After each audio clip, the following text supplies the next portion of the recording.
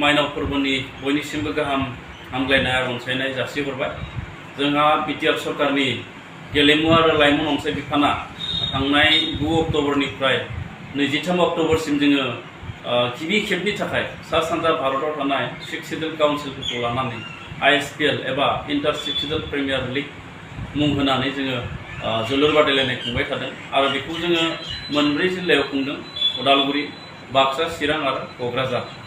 गाबोन 20 खालाराव जोंनि उदालगुरि जिल्लानि डिमाकुसि मिनि स्टेडियामाव सेमि फाइनाल गेलेनाया जागोन आरो बेयाव मोननै गोख्रों दोलोआ बाहागो लागोन। जोंनि न'खरनि दोलो एबा बड'लेण्ड टेरिटरि रिजननि टीम आरो बेनि हेंथायै Karbi Anglong autonomous district council बिनि गेलेगिरि बिथांमोननि गेजेराव बे गोख्रों बादायलायनाया जागोन।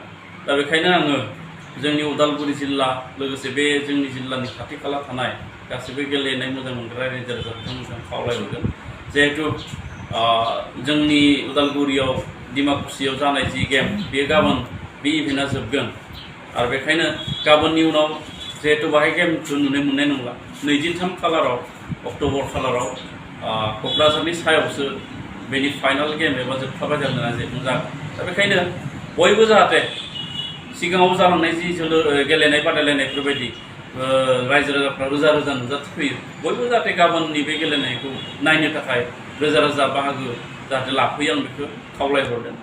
आरो सेमि फाइनाल हिसाबै जोङो गाबोन माखासे हाबाफारिखौ सोसनदेरनानै लानाय जादों।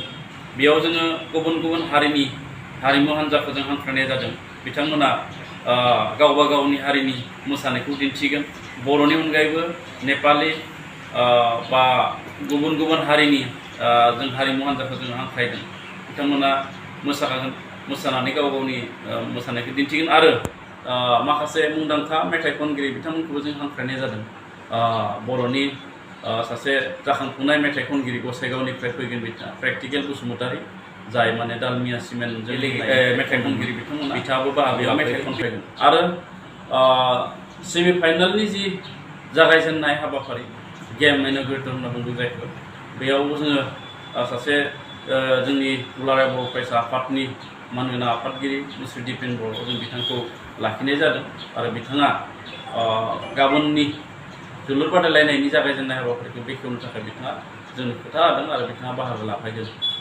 बिनि अनगायैबो जोंनि उदालगुरि जिल्लायाव जेसेबांखिनि दोलो संगठननि दैदेनगिरि दङ बिथांमोनखौबो जों हांख्रायदों। कलेजनि माखासे दैदेनगिरि बा फरायसुला फरायसुलि जों खावलायदों।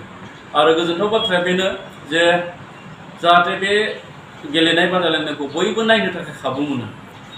साख्रि मावनाय, फालांगि मावनाय, स्कुलाव थांग्रा फरायसुला फरायसुलि, आबादारि बा सोरबा लेबार खामानि मावग्रा गासैबो जाहाथे नायनो थाखाय सुजुग मोनो। बेनि थाखाय जोङो गाबोननि गेलेनायखौ मोनाबिलि 5 रिंगानिफ्राय जों जागायनो नागिरदों एबा मोनाव जों गेला होनो नागिरदों। बेखायनो आङो फोथायनाय दङ थांनाय समफ्राव जिहेतु बे गोबां रोजा रोजा सुबुङा बे गेलेनायखौ नायदों, गाबोननि गेलेनायखौबो जाहाथे रोजा रोजा सुबुङा नायफैयो।